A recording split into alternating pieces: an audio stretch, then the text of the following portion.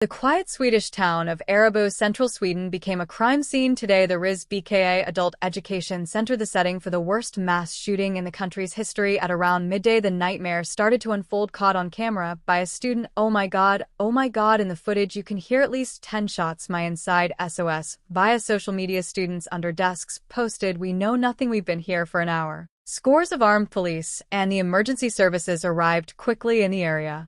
Went into lockdown. Those who could get out hid inside restaurants and homes nearby. People were warned to stay indoors. The police describing the situation as ongoing, and for hours a nation held its breath waiting for the details. Then this evening, confirmation. According to police, some 10 adults were killed. The perpetrator, a man in his 30s, believed to be among the dead, and it's thought he acted alone. His motives as of yet unclear. We now know that around 10 people have died there today, which is why we cannot provide more specific details at this time. This is due to the extent of the damage. Our current efforts involve several parts: identifying the deceased, following up on the condition of the injured, and conducting an extensive investigation. Sweden has had a bloody recent history of gangland violence, but the police said the perpetrator was not known to them, and as far as they were aware at this point had no connections to a criminal gang. So the fact is a friend of one of those injured spoke to Swedish media earlier. It's horrible. He says it's tragic. You now don't feel well going to school or being on a break.